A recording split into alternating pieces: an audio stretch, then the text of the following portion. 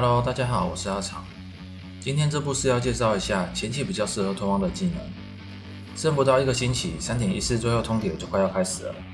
如果还没决定用什么技能拓荒的话，也可以参考一下这部影片看看。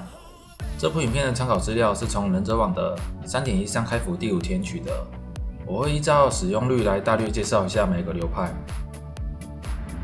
第1名 12% 坚韧爆破与第6名 4% 虚空岛屿。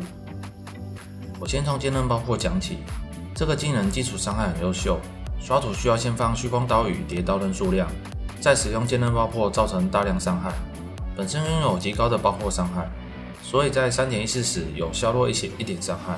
不过在我看来，就算削了这一点伤害，本身技能还是很强势。比较适合的流派是刺客、酋长、元素使、判官。刺客主要是玩毒伤，主要的传奇武器是双指抹灭，再加上范围1，其他部位就一般的血抗装就可以了。酋长和元素使都是走火之化身，玩纯火伤的爆刀，本身并没有绑什么传奇装备。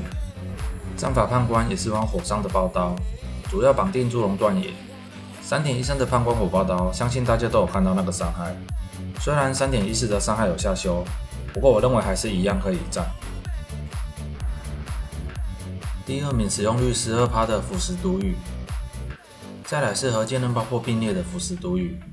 游侠系列拓荒毒雨一直是首选，就是因为太过强势，所以在 3.14 也下修了范围和缓速效果。不过个人认为，就算下修了，依然还是游侠的拓荒首选。比较适合的流派是追猎、诈欺、锐眼和侠客。毒雨本身就没什么好说的，就是拓荒毒瘤。拓荒只要有一把小雨弓就可以打得很开心，跑速够快，拓荒也快，一直以来都是在拓荒排行前几名。不过大部分后期会转向其他流派玩，因为天花板比较低，不像其他流派后期都秒天秒地。也是有人玩毒雨玩到全通的，想玩攻击技能而且快速拓荒的人也可以参考看看。第3名使用率 6% 的旋风斩。旋风斩一直是近战首选，毕竟现在的网有很多招要闪，其他的近战技能都只能站着打，旋风斩能边闪边打，所以一直很热门。适合的流派是处刑者、刺客、卫士、冠军、酋长、暴徒等等，基本上就是以野蛮人和决斗者为主。刺客算是比较例外，因为他是玩兵剑 COC， 主要就是绑定卡斯普里的怨恨，也就是我们俗称的兵剑。COC 只推荐给比较会赚的老手使用，新手不太适合。处刑者和暴徒都是以双手武器为主，比较没有一定要绑定的传奇装备。卫士和冠军则是比较多以空手道为主的旋风斩，主要绑定毁灭者、深渊置换、降服、瑞斧诅咒等等。酋长则是使用霸权时代这把传奇长杖，天赋点火之化身，玩纯火伤的旋风斩居多，其他装备并没有特别绑定。总结一下，虽然旋风斩使用率在第3名，不过这个流派比较吃装备，再加上国际服人多，所以物价便宜，台服的装备会比国际服还贵上许多。如果不是对近战有爱，或是很会赚钱的老手的话，是不建议新手第一只角色玩旋风斩的。第4名使用率 6% 的漩涡和第8名 4% 的双爆。漩涡和双爆基本上都是搭在一起使用的，所以就放在一起讲。这个流派比较适合的升华是秘术使、元素使和诈欺，这个比例又以秘术使 91% 最高。漩涡这个技能也很适合拓荒，本身不太吃装备，不过大多后期会转玩别的流派，因为天花板不高，再加上漩涡在地面时产生的特效，打王常常会看不到地面上有什么东西，打着打着就倒了这样。绑定传奇是很便宜的酷寒的凝视，前期玩生命血，存够钱才买大 CI 改 ES 血，也是蛮推荐给玩家拓荒使用的。第5名使用率 5% 的石斧魔像。召唤一直都是很热门的流派之一，由于 3.13 时幽魂被砍了一刀，所以大部分的召唤后期都改玩魔像流。推荐的升华是死灵师和元素使。不过由于台服很多人的口号是召唤啊哪次不召唤的缘故，所以玩魔像绑定的装备一直都很贵，再加上 3.14 石斧魔像的伤害下修，冷却时间加长，移动距离变短，范围也变小，而且光环相关的星团珠宝都被砍的情况下，整体下来砍了不少。不过我个人认为还是可以玩的，毕竟召唤骑手就是方便不吃装，全身烂装也可以顺顺的打上红图。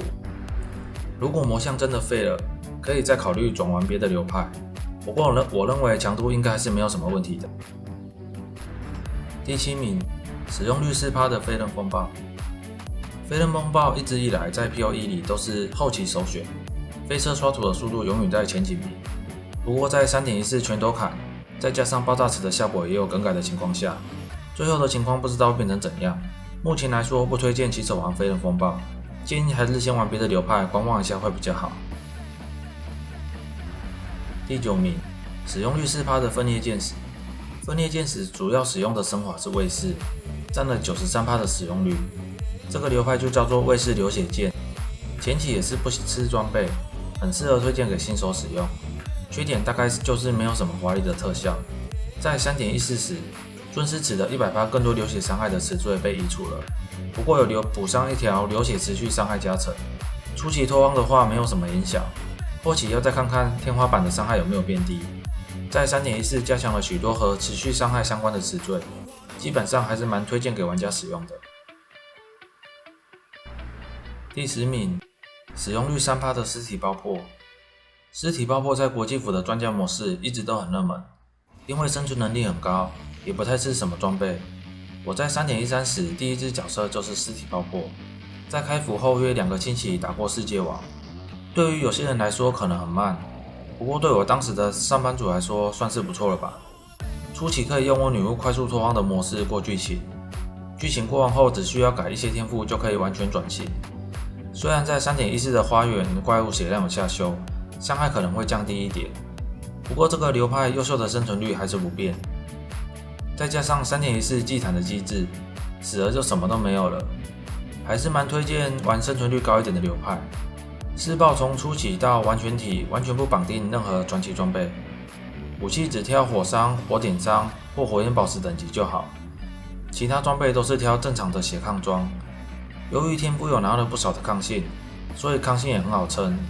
除了后期打王的伤害低了一点，不过我认为还是很推荐给新手使用的。